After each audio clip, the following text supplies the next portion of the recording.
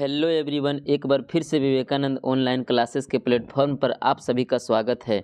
आज की क्लास में हम हिंदी व्याकरण के सभी ऑब्जेक्टिव प्रश्नों को हल करेंगे जो कि बिहार बोर्ड क्लास 10th 2026 में पूछे जाने की संभावना सबसे अधिक है। तो आइए समय को देर नहीं करते हुए सीधे हम सवालों पर ही आते हैं, जिनमें से पहला सवाल कहा गया है कि वर्णों के समूह को क्या कहते हैं। तो वर्णों के समूह को क्या कहते हैं? तो वर्णमाला। क्या कहते हैं? वर्णमाला। जी हाँ। आगे बताइए, अगला बताइए कि हिंदी वर्णमाला में स्वरों की संख्या कितनी होती है? हिंदी वर्णमाला में स्वर वर्णों की संख्या कितनी होती है? तो बताइए 13। कितनी होती है? 13। ठीक है। अगला सवाल नंबर 3 बताइए, व्यंजन वर्ण कितने होते हैं?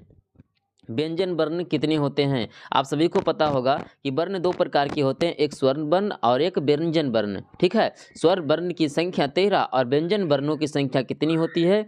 जल्दी से बताइए, व्यंजन वर्णों की संख्या कितनी होती है? तो 33। कितनी होती है? 33 हिंदी में। ठीक है, यह हिंदी में होती है। आगे, शब्दों को सार्थक रूप को क्या कहते हैं? शब्दों के सार्थक रूप को क्या कहा जाता है? तो जल्दी से बताइएगा, शब्दों के सार्थक रूप को हम क्या कहते हैं? शब्दों के सार्थक रूप को पद कहते हैं। क्या कहते हैं? पद कहते हैं। आगे बताइए, आगे बताइए कि जो शब्द किसी व्यक्ति, वस्तु, स्थान या का बोध हो, स्थान या आदि का भाव का बोध कराता हो, उसे क्या कहा जाता है? उसे क्या कहा जाता है? स्थान का बोध, स्थान या भाव का बोध कराए तो उसे क्या कहा जाता है? उसे कहा जाता है संज्ञा। ठीक है। इसी के बारे में नाम का बोध कराया जाता है, इसको नाम को ही संज्ञा कहा जाता है। ठीक है। अगला बताइए, वह यह में, वह यह मैं, कौन सा भेद है? कौन सा शब्द भेद है? कौन सा इसमें शब्द भेद है? इस सवाल का जवाब दीजिए, सर्वनाम। कौन सा है? ये सभी सर्वनाम है, क्योंकि ये सभी संज्ञा के बदले आती है। अगला सवाल बताइए, संज्ञा के स्थान पर प्रयुक्त शब्द कहलाता है। संज्ञा के स्थान पर सर्वनाम को ही प्रयोग किया जाता है, इसलिए सर्वनाम कहलाता है। ठीक है। अगला बताइए, जो शब्द संज्ञा की विशेषता को बताए उसे क्या कहते हैं? उसे विशेषण कहते हैं। क्या कहते हैं? विशेषण कहते हैं। संज्ञा के विशेषता या सर्वनाम के विशेषता या गुण को बताए उसे विशेषण ही कहा जाता है। अगला बताइए, कार्य के होने या करने का बोध कराने वाला शब्द कौन सा है? कार्य के होने या कराने का बोध, होने या करने का बोध कराने वाला को क्या कहा जाता है? क्या कहा जाता है इसको? जल्दी से बताइए। क्रिया कहा जाता है। ठीक है। क्रिया, जैसे करना, चलना, पढ़ना, खेलना, ये सभी क्या हो गया? क्रिया के रूप में हो गया। क्योंकि आगे बताइए कि सवाल नंबर 10 कि सुंदर फूल में सुंदर क्या है? सुंदर फूल एक वाक्य है। ठीक है। इसमें से सुंदर क्या है? इस सवाल का जवाब दीजिए, सुंदर क्या है? तो ये विशेषण है। ठीक है। क्योंकि फूल है सुंदर, फूल की विशेषता, फूल का गुण सुंदर है। फूल का गुण क्या है? सुंदर, इसलिए सुंदर हो गया विशेषता। संज्ञा के कितने भेद होते हैं? तो आप सभी को पता होगा, संज्ञा के कितने भेद होते हैं? 5 भेद होते हैं। अगला सवाल बताइए, आपसे पूछा जाएगा सर्वनाम के कितने भेद होते हैं? तो सर्वनाम के कितने भेद होते हैं? 6 भेद। कितने भेद होते हैं? 6 भेद। अगला बताइए, अगला बताइए कि राम कौन सा संज्ञा है? तो राम कौन सा संज्ञा है? व्यक्तिवाचक संज्ञा। कौन सा है?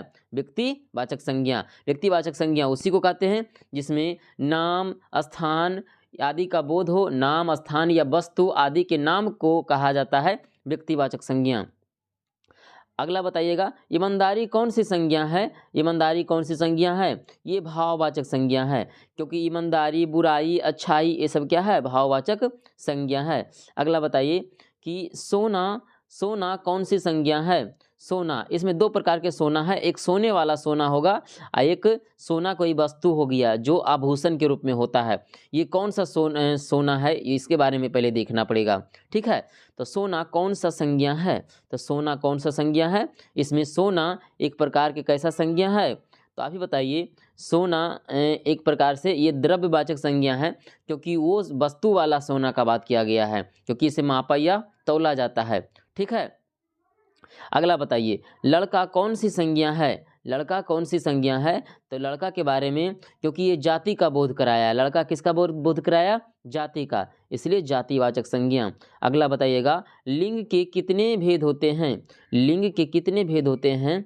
तो बताइए, लिंग के कितने? 2 भेद होते हैं, स्त्रीलिंग और पुल्लिंग। ठीक है। अगला बताइए कि राजा का स्त्रीलिंग क्या है? राजा का स्त्रीलिंग क्या है? तो जल्दी से बताइए, राजा का स्त्रीलिंग क्या है? रानी। राजा का स्त्रीलिंग रानी। अगला सवाल बताइएगा कि वचन के कितने भेद होते हैं? तो वचन के कितने भेद होते हैं? तो वचन के कितने भेद होते हैं? तो दो, एक वचन, एक वचन और बहुवचन, एक वचन और बहुवचन। संस्कृत में इसके 3 भेद होते हैं, ठीक है। संस्कृत में कितने भेद होते हैं? 3 भेद होते हैं, इस बात को ध्यान में रखिएगा। लड़के कौन सा वचन है? लड़के कौन सा वचन है? इस बात को ध्यान दीजिएगा। तो बताइएगा लड़के कौन सा वचन है? तो लड़के यहाँ पर कौन सा वचन आ रही है? तो बहुवचन। कौन सा? बहुवचन, क्योंकि एक लड़का के बारे में इसने ही बोला गया है, ये बहुत सारे लड़के के बारे में बोला गया है, इसीलिए लड़के बहुवचन। अगला बताइएगा काल के कितने भेद होते हैं? तो काल के कितने भेद होते हैं? बताइएगा। काल के 3 भेद होते हैं, वर्तमान काल, भूतकाल और भविष्यत काल। वर्तमान काल, भूतकाल और भविष्य काल। राम पढ़ता है कौन सा काल है? तो बताइएगा राम पढ़ता है, ये कौन सा काल बोला गया है? तो ये वर्तमान काल, क्योंकि वर्तमान में ये बोला गया है कि राम पढ़ता है, तो ये वर्तमान काल, ठीक है। अगला बताइएगा कि राम पढ़ेगा, ये कौन सा काल का है? तो ये भविष्य में राम पढ़ेगा, ठीक है। राम अभी पढ़ नहीं रहा है और ना तो ये पढ़ चुका है, ये अभी पढ़ेगा ही, ठीक है। तो कौन सा काल हो गया? ये भविष्य काल हो गया। अगला सवाल का जवाब दीजिए, सवाल नंबर 23। राम पढ़ चुका कौन सा काल है? तो राम पढ़ चुका है कौन सा काल है? तो बताइए पूर्ण भूतकाल है। कौन सा है ये? पूर्ण भूतकाल है, क्योंकि पूरा पूरा ये पढ़ चुका है, ठीक है। अपूर्ण नहीं है, पूर्ण भूतकाल है, ये पढ़ चुका है। अगला बताइए कारक के कितने भेद होते हैं? तो कारक के कितने भेद होते हैं? तो आपको पता होगा कारक के 8 भेद होते हैं, आप सभी को पता है। जल्दी से बताइए कि कौन कौन से भेद होते हैं कारक के। जैसे कर्ता ने, कर्म को, करण से, द्वारा, इसी प्रकार से आगे चल के टोटल 8 भेद होते हैं, ठीक है। अगला सवाल का जवाब दीजिए। 25 नंबर सवाल कि ने कौन से कारक चिन्ह है? तो ये ने हो जाता है कर्ता, क्योंकि कर्ता ने, ठीक है। अगला सवाल बताइएगा को कौन सा कारक चिन्ह है? कर्ता ने कर्म को, अर्थात कर्म हो जाएगी, ठीक है। आप इसको याद रख लीजिएगा, सवाल ऐसा ही कारक से पूछा जाता है, इसी प्रकार से, ठीक है। तो उपसर्ग का अर्थ होता है, उपसर्ग का अर्थ क्या होता है? उपसर्ग क्या अर्थ क्या होता है? जल्दी से बताइएगा इस सवाल का जवाब। उपसर्ग का अर्थ होता है शब्द के पहले जुड़ने वाला, और प्रत्यय का अर्थ होता है शब्द के बाद जुड़ने वाला, ठीक है। प्रत्यय का अर्थ शब्द के बाद जुड़ने वाला, और उपसर्ग का अर्थ होता है शब्द के पहले जुड़ने वाला, ठीक है।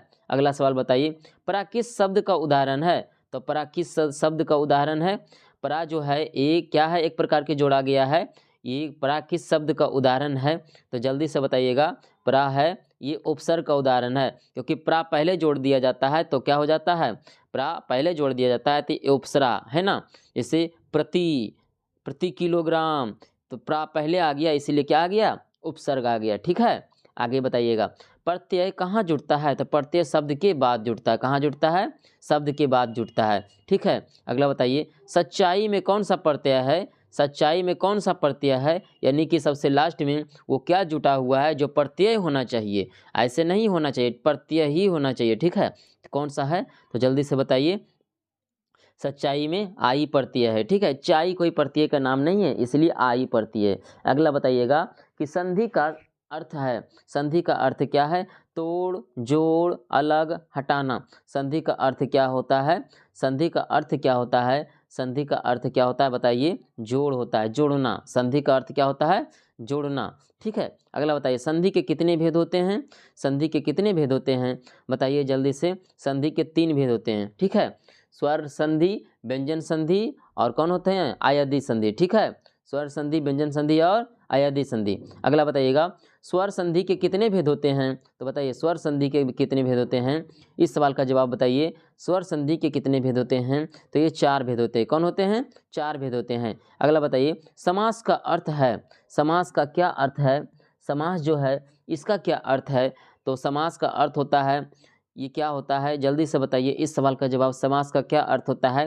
तो जोड़, इसका भी अर्थ जोड़ होता है। संधि और समास में, संधि और समास में यही अंतर है। संधि 2 वर्णों को के मिल से मिलकर बनता है, संधि 2 वर्णों के मिलकर बनता है। और समास जो होता है 2 शब्दों के मिल से बनता है ना। जैसे कि मोह माया, मोह और माया, तो मोह माया बन जाता है। ठीक है, तो ये समास हो जाता है। मोह और माया दोनों मिल करके मोह माया बनाता है, तो समास हो गया। और क्या हो जाता है, संधि, इससे आ जोड़ ई क्या हो जाता है, ई। ठीक है, वो एक प्रकार का संधि हो गया। आगे आगे समझते हैं। अगला बताइए, समास के कितने भेद होते हैं? तो समास के कितने भेद होते हैं, जल्दी से बताइए। समास के कितने भेद होते हैं? तो समास के 6 भेद होते हैं। कितने होते हैं? 6 भेद होते हैं। मुहावरों का प्रयोग किसके लिए होता है, किस लिए होता है? तो मुहावरा का प्रयोग किस लिए होता है? भाषा को प्रभावशाली बनाने के लिए।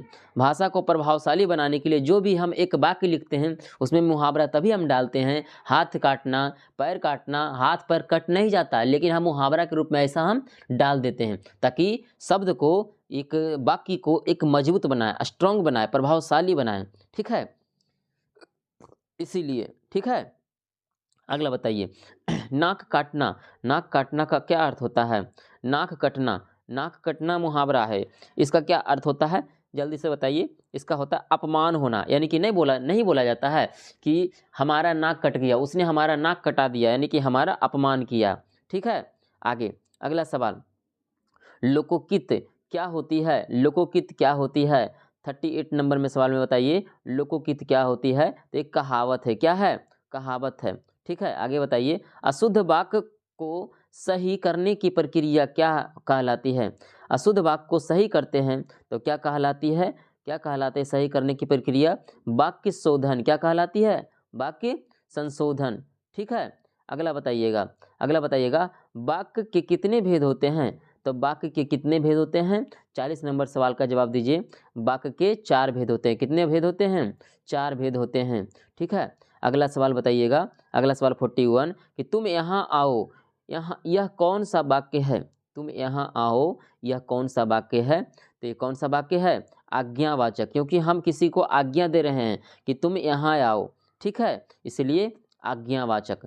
ठीक है, अगला बताइए, क्या तुम पढ़ते हो? क्या तुम पढ़ते हो, ये कौन सा वाक्य है? हम उससे पूछ रहे हैं, हम किसी से पूछ रहे हैं कि क्या तुम पढ़ते हो, तो ये कौन सा हो गया? प्रश्नवाचक वाक्य। कौन सा हो गया?